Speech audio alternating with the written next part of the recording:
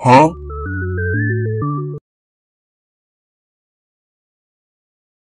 Takže ahoj, zase vás tu vítám po dlouhé době, takže si rovnou zodpovíme na první téma.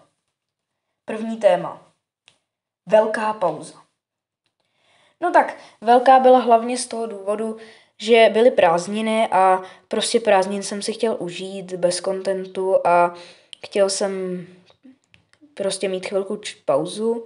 Zároveň byl jsem na dovolený, byly tábory a tak dále, takže jsem nemohl natáčet. Takže druhé téma. Pokračování.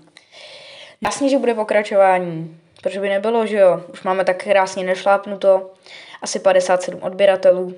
Nádhera. Takže rozhodně bude pokračování. A v dalším tématu si řekneme, na co se můžete v další době těšit.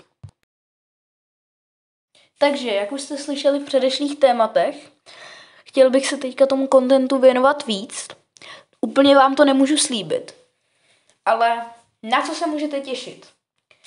Můžete se těšit na Roblox sérii. Teďka jsem vlastně začal tím prvním dílem, takže bude se to prodlužovat dál. Možná si zahrajeme i s kamarádem, bude tam nějaký Doors, něco takového.